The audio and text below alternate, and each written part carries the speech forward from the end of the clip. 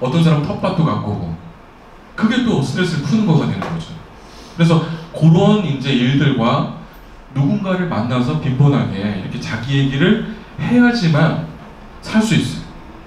보통 여성은 하루에 2만 단어를 표현해야 된다고 해요. 2만 단어. 남성은 조금 줄어들어서 적은 사람은 7천 단어, 그리고 많은 사람은 한 9천 단어, 이렇게 말을 표현하지만 살 수가 있다는 거예요. 그래서 자기를 표현하는 활동들이 되게 중요할 것 같은데, 어르신들은 이런 부분들이 단절된 상태에서 계속 지병에 시달리는 경우가 많다는 거죠. 마찬가지로 60대 이상도 특히 남성들의 경우는 알코올 문제가 심각했고요. 그 다음에 가족 내 심각한 질환이 있는 경우 굉장히 힘들어진다는 거죠. 그래서 요즘 보면 할아버지가 뭐 이제 치매에 걸리신 할머니를 돌보다가 계속해서 이제 그런 어떤 부담, 그 다음에 어디 이제 도움을 받을 수 없다 보니까 두 분이 같이 사망하시는 경우도 있고 굉장히 힘드신 경우가 많아요. 그래서 그걸 이제 감당하다가 어려움에 처하는 경우, 이런 것들이 많다는 걸 알 수가 있습니다. 그래서 외로움을 해소하고 신체 건강 문제를 지원하고 즐겁고 보람 있는 생활을 하는 게 필요한데, 지금 이제 지역 사회를 쭉 보면, 서울도 이제 지역별로 보면 지역 사회에서 어르신들이 얼마만큼 그 사회에 있는 다양한 활동에 참여하느냐, 사회 참여 인구 비율이 높으냐, 이런 것들이 자살 위험성을 굉장히 낮춰줘요. 근데 독거노인이 많다, 그리고 너무나 취약한 형태로 있고 어떤 사회적인 활동에 참여하는 비율이 되게 낮다, 그러면 그 지역의 자살 위험성이 역시나 되게 높아요. 그래서 어떻게든 이분들이 누군가하고 연결돼서 활동할 수 있도록 해주시는 게 굉장히 중요할 것 같습니다. 자, 연령별 자살 행동 위험성을 종합해보면 나이가 어릴수록 빈번하게 자살 시도를 하는 것을 볼 수가 있고요. 어르신들 같은 경우는 거의 한번 마음 먹고 준비한 다음에 대부분 치명적인 방법을 하기 때문에 성공률이 굉장히 높아요. 그 다음에 하루 전이나 일주일 사이에 주변에 어떤 형태로든지 암시를 하는데 안타깝게도 그게 그 얘기라는 걸 모르는 거죠.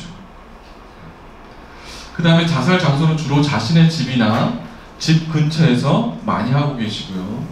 그 다음에 말씀드린 대로 신체 건강 문제가 모든 연령대에 굉장히 중요한 이슈다. 그리고 40대부터는 알코올 문제. 그래서 알코올 문제를 우리가 건드려야 될 것 같고, 20대부터는 사회 부적응, 실직, 경제적인 변화, 생활고.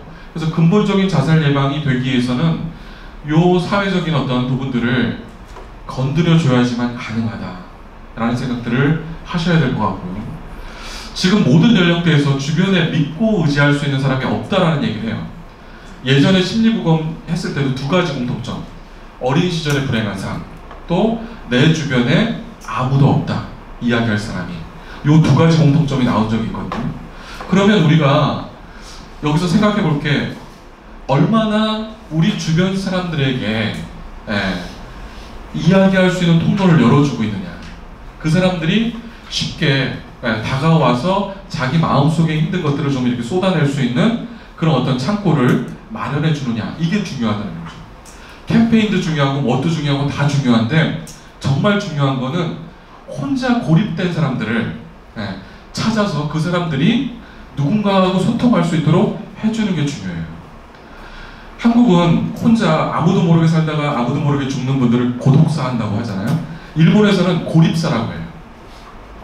그래서 고립된 사람들을 찾아서 연결시켜주는 것, 이게 자살 예방의 첫 번째가 아닌가 하는 생각이 들고요. 그 다음에 어린 시절부터 가정 불화, 폭력, 학대, 이 불행한 삶을 살았다는 공통점이 있기 때문에 이 부분에 대해서도 우리가 어린 시절에 여러 가지 이제 이런 상처들을 좀 치유하고 회복하는 그런 프로그램들이 좀 더 많아야 될 것 같아요. 그래서 우리가 그걸 좀 영성적으로도 접근하고 치유적으로 접근해서 많은 상처받은 사람들이 종교 안에서 좀 치유받고 회복되고 그 상처를 되물림하지 않도록 하는 노력들을 좀 많이 하시면 좋을 것 같습니다. 그래서 전반적으로 봤을 때 신뢰감과 유대감을 줄 수 있는 대안적 지지체계가 필요하다. 어른이나 어린아이나 모두에게 이렇게 창구가 필요하다는 거죠. 자, 그래서 요 그림은 이게 지금 이제 이쪽이 밑에가 보면 충동성이 있느냐, 그 다음에 어떤 희망이 없고 비관하고 있고, 그 다음에 어떤 치명적인 도구에 가까이 있느냐, 그리고 뭔가 모방하고 있느냐. 그래서 자살 생각을 갖고 있고 지금 어떤 우울감과 충동성을 보이는 사람들, 또 자살 시도했던 사람들, 여기에만 집중하는 게 지금 현재 우리 자살 예방이에요. 그러니까 지금 현재 자살 행동을 보이거나 우울감을 심하게 보이거나 자살 도구를 옆에 두고 있는 사람들에게만 집중하는 자살 예방이 현재 우리가 하고 있는 자살 예방인 거죠. 이걸 우리가 대증적인 접근이라고 해요. 이렇게 해서는 사실 근원적으로 자살을 막을 수가 없어요. 중요한 거는 지금까지 말씀드린 대로 정신건강 문제와 신체건강 문제를 같이 보는 거. 그 다음에 이 어떤 사회경제적인 문제들을 어떻게 일자리의 문제, 설자리의 문제, 살자리의 문제, 이걸 어떻게 해결할 것이냐. 그 다음에 너무나 외롭게 살고 있는 고립된 사람들의 문제, 대인관계 문제, 그리고 각자가 갖고 있는 보호 요인. 실제로 자살률이 낮은 나라 보면 종교가 그 나라의 여러 가지 그 사람들이 태어나면서부터 죽을 때까지 굉장히 역할을 많이 해요. 그리스, 터키, 멕시코 다 우리보다 못 사는데도 자살률이 너무너무 낮아요. IMF도 겪었지만 금방 자살률이 금방 다시 뚝 떨어졌어요. 그 나라의 공통점은 뭐냐면 종교가 인생에, 그 사람들의 삶에 굉장히 구석구석 영향을 미치고 케어를 해준다는 거죠. 근데 우리는 뭐냐면 사회적인 삶과 종교적인 삶이 너무 분리되어 있어요. 그리고 개인의 여러 가지 문제라든지 어려움에 대해서 종교가 터치할 여지가 별로 없고요. 그래서 이 사람들에게 어떤 신념의 차원, 그 다음에 종교가 원래 갖고 있었던 영원성, 불멸성, 이런 것들을 좀 더 다시 일깨워주고, 우리가 그렇게 쉽게 죽음을 선택해서는 안 된다, 이런 것들을 심어줘야 되는데 그렇지 않다 보니까 많은 분들이 보호요인이 작동을 안 하고 있습니다. 그래서 이런 부분들이 실제로 작동할 때 근본적인 자살 예방이 되고 한국도 자살 예방을 제대로 할 수 있는 거죠. 실제로 한국에서 처음에 자살 예방 기획을 할 때 북유럽에서 예를 들어 핀란드나 이런 데서 그런 걸 했어요. 심리부검 연구를 대규모로 했어요. 대규모로 하니까 거기는 실제로 우울증이 자살을 가져와요.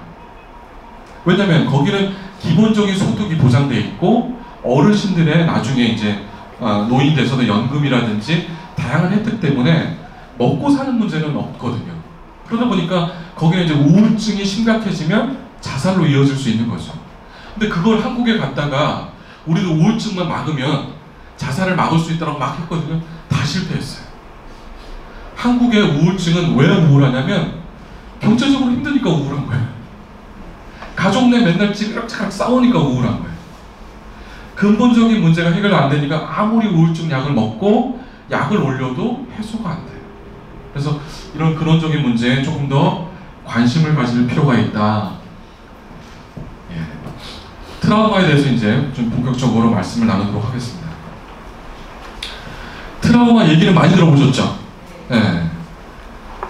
트라우마가 뭐죠? 상처. 네. 트라우마가 뭐죠? 심리적 외상. 또 트라우마를 뭘로 이해를 하고 계신지. 트라우마. 과거의 아픔. 과거의 아픔. 예, 좋습니다. 한번 트라우마가 어떻게 오는지 한번 보겠습니다. 자, 보면 우리 뇌에 여기 이 부분이 해마예요. 해마. 바닷속에 사는 해마가 아니라 뇌 속에 있는 해마가 있어요.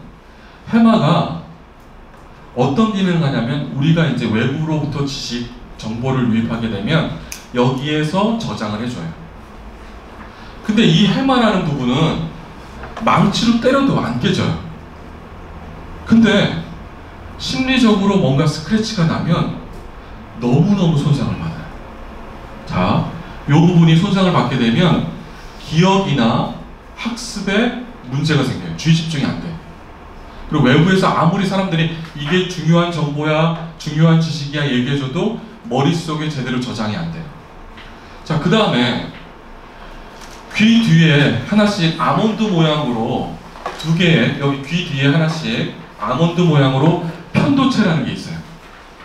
이 편도체는 어떤 기능을 하냐면 감정을 기억하는 뇌 부위예요. 감정. 여기도 마찬가지로 딱딱한 부분인데, 이렇게 스크래치가 나면, 심리적으로 상처를 받게 되면 너무너무 손상을 받아요. 자, 그러면 어떤 일들이 벌어지냐면, 지금 보면 이제 이 감정과 관련돼서 이렇게 이제 스크래치가 나게 되면 여러 가지 증상들이 나오는데, 우선 이 편도체에 대해서 좀 말씀을 드리면, 편도체는 여기 보이는 빔 프로젝터하고 거의 비슷한 기능이에요. 빔 프로젝터가 어떤 걸 하죠? 이 빈 스크린에다가 영상을 쏴주죠. 그래서 편도체가 손상을 받으면 계속해서 빔 프로젝터가 돌아가요. 그래서 심리적 외상을 가져올 만한 그 사건, 그 다음에 그 상황, 그 주변에 있었던 사람들, 그거와 관련된 이미지를 계속 쏴줘요. 그럼 어떻게 돼요? 되게 무섭죠. 공포스럽죠. 불안하죠. 그거를 우리가 이제 밤에 꿈을 꿀 때도, 잠을 잘 때도 계속 이 빔 프로젝트가 영상을 쏴줘요. 그러면 밤에 계속 악몽을 꾸게 됩니다.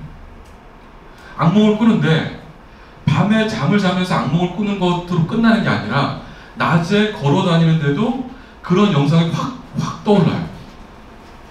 빔이 막 쏴지는 거예요. 그걸 우리가 뭐라고 하냐면 플래시백이라고 해요. 플래시백. 어떤 것들이 확 연상이 돼요. 공포스러운 것들이 막 연상이 되고. 그 다음에 아까 그 해마에 보면 어떤 일이 생기냐면, 이 트라우마와 관련돼서 너무나 그게 힘드니까 기억이 통째로 마치 아이스크림 우리가 스푼으로 푹 뜨듯이 뇌의 기억에 대한 부분이 확 떠져서 없어져요. 예를 들면 이런 일이 있었어요. 어떤 20대 여성인데 어렸을 때, 초등학교 때, 중학교 때, 초등학교 때는 동네 아저씨한테, 중학교 때는 이모부한테 집에서 성폭행을 당했어요. 근데 내가 살아야 되니까 이 해마가 기억을 날려버렸어요. 그때 기억을. 그래서 그때 내가 성폭행을 당했다는 사실 자체를 아예 망각을 해버린 거죠. 그런데 편도체에서는 감정을 기억하고 있잖아요.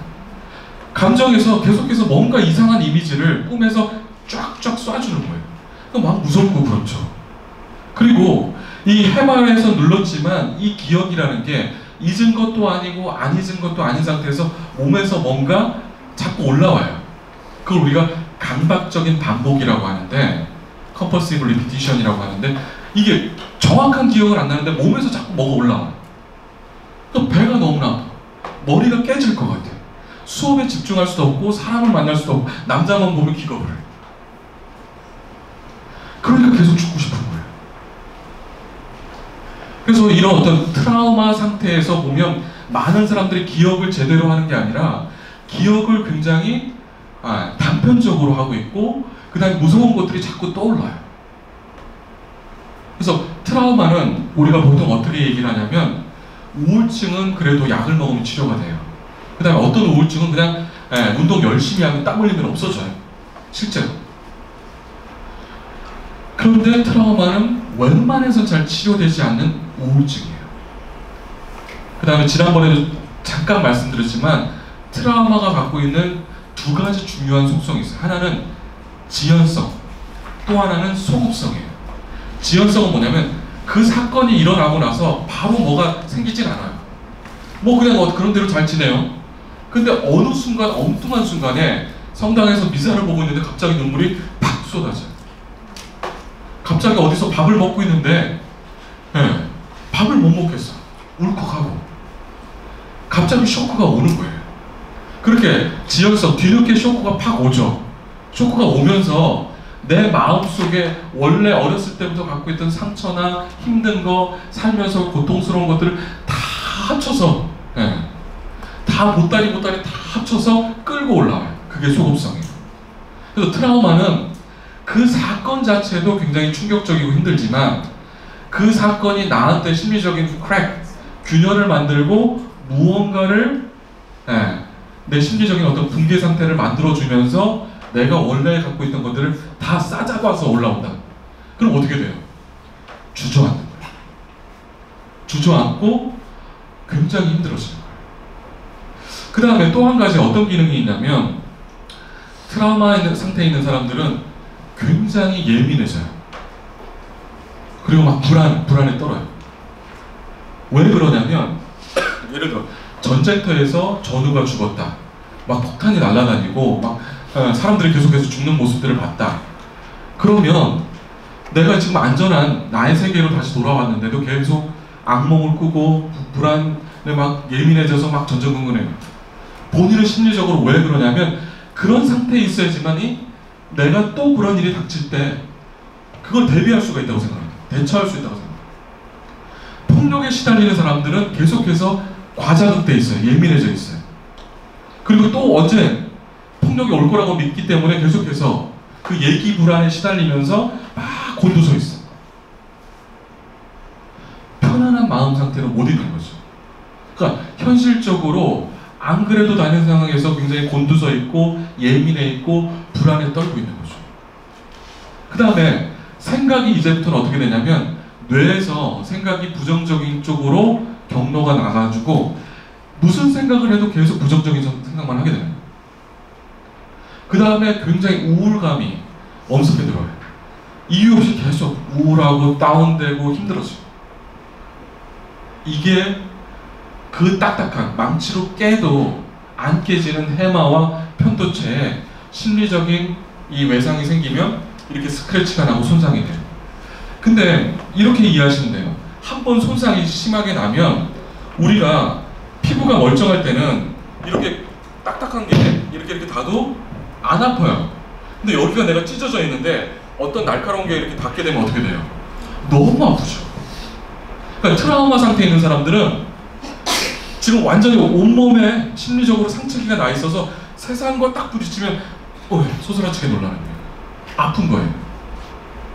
그리고 그 편도체에서 계속 영상, 이미지를 보여주는 거는 어떻게 보면 아직까지는 이 사람이 힘이 없다는 걸 증명해요.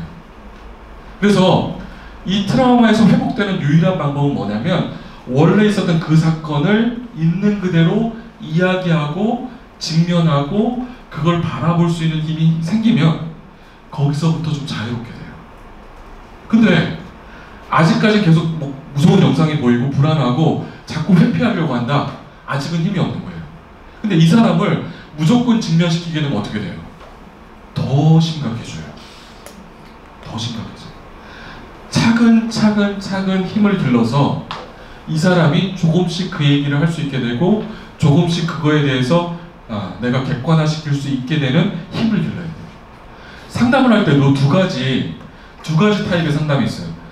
어떤 사람은 지금 일단 위로가 필요하고 심리적으로 지지가 필요한 그런 수준에 있는 사람이 있어요. 이 사람한테 자꾸 직면하고 변화를 그렇게 되면 더 힘들어져요. 어떤 사람은 이제 좀 많이 힘이 생겨서 변화를 추구할 수 있는 상담을 해볼 만한 사람이 있는가 하면 아직은 끌어안아 줘야 되고 토닥토닥 해줘야 되는 경우가 있어요. 그래서 그 사람에 맞게 상담이 들어가야 되는 거죠. 우선 지지하고 위로해야 될 사람은 거기에 맞게, 그 다음 변화를 할 만한 힘이 생긴 사람은 거기에 맞게. 근데 많은 경우 이걸 거꾸로 해요. 지금 변화에 힘이 생기는데 그래 내가 끌어안을게 이렇게 되면 상담이 안 되죠. 그 다음에 위로가 필요한 사람한테 자 이렇게 해봅시다. 그러면 덧나죠. 힘들어지죠. 그래서 요 사람에 맞게 그 사람의 지금 상황에 맞게 접근하는 게 굉장히 필요합니다.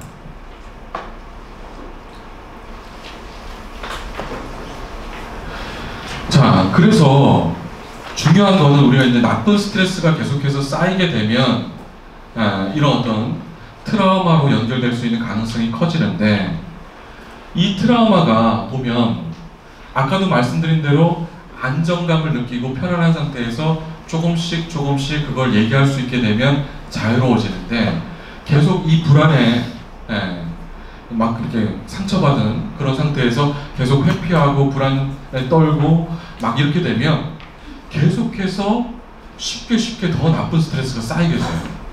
그러면 어떻게 되냐면 정신 면역력이 떨어져요, 이 사람이.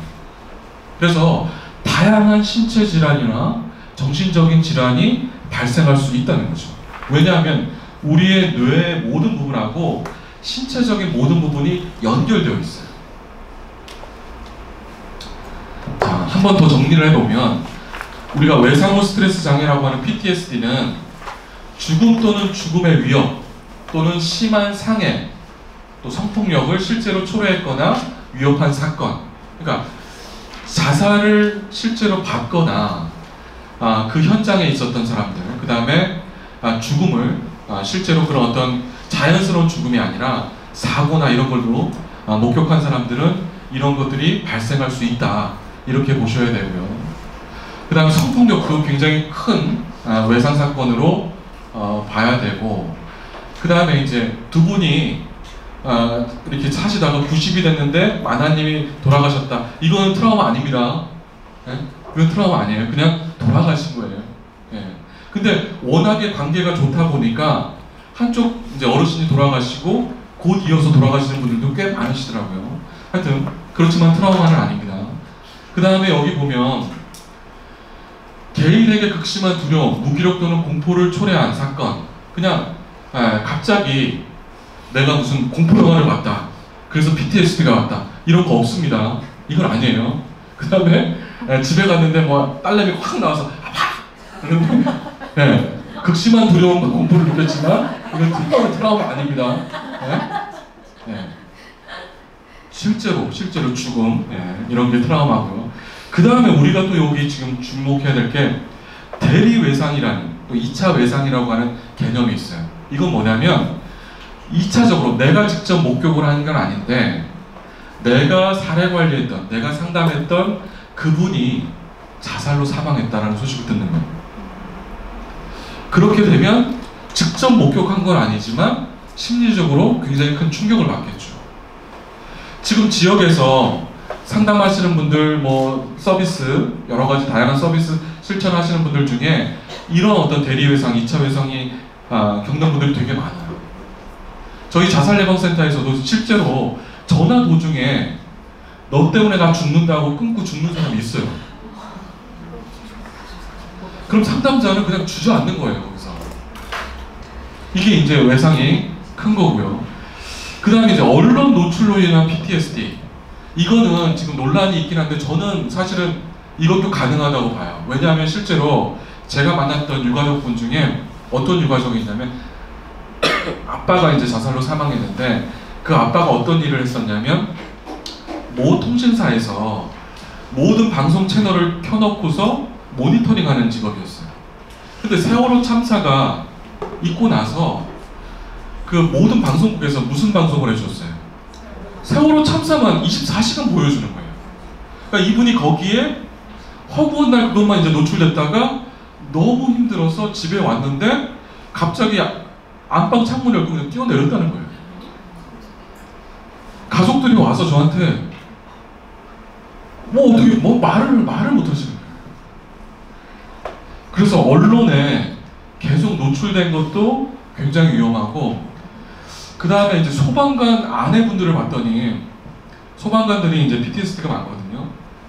소방관 분들은 화재 현장에서 자기 이제 동료들이 많이 이제 돌아가시잖아요.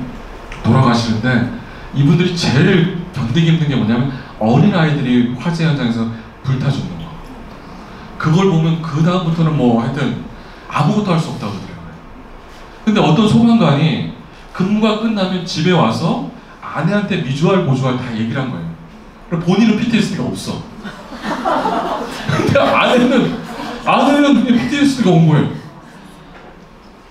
그래서 이렇게 언론 노출 또는 본인이 직접 그 현장에 있던 건 아닌데 너무나 생생하게 그 소방관이 하여튼 너무나 디테일하게 아내한테 얘기하고 자기는 PTSD를 겪지 않고 아내는 굉장히 힘들어졌던 경우가 있었는데 그런 경우가 있고요. 그 다음에 당연히 부정적인 감정, 우울한 감정, 부정적인 감정, 그 다음에 인지적인 왜곡들이 자꾸 생기죠.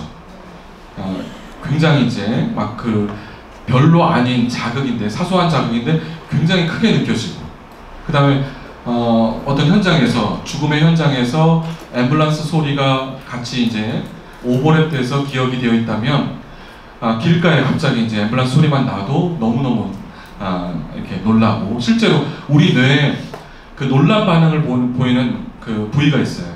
그 놀란 반응을 보이는 그 부위가 굉장히 예민해지게 되는 거죠. 그래서 사소한 자극에도, 소리에도 깜짝깜짝 놀라는 그런 것들을 보이게 된다라고 보시면 될 것 같습니다. 자, 시간이 우리 잠깐 쉬었다가 또 진행을 하도록 하겠습니다.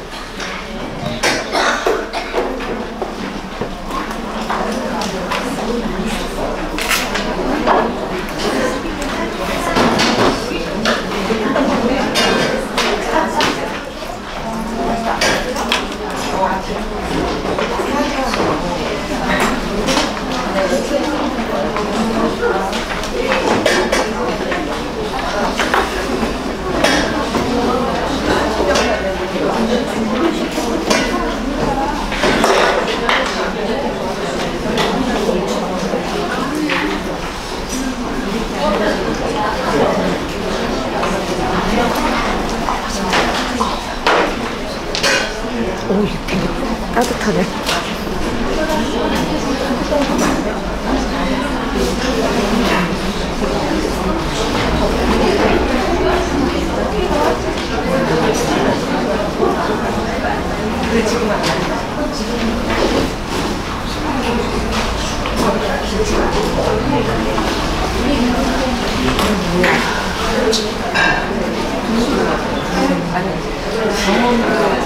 이거는 상관없나?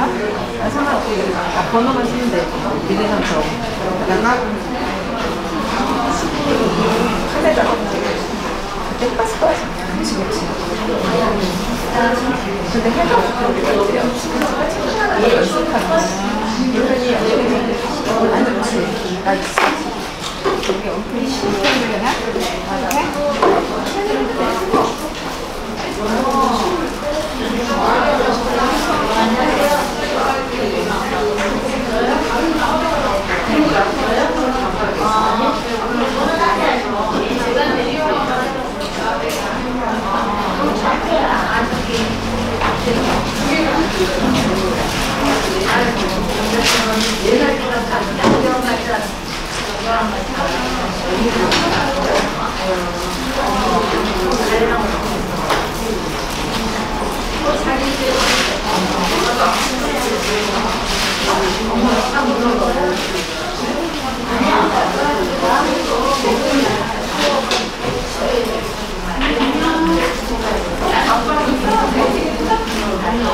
이렇게 많아.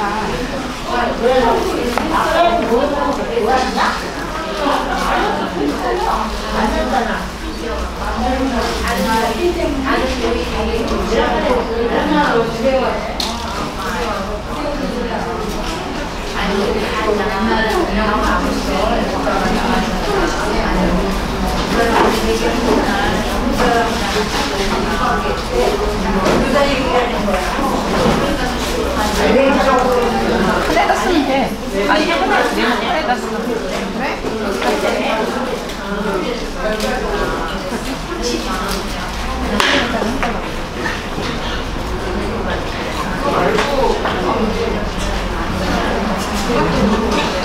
네.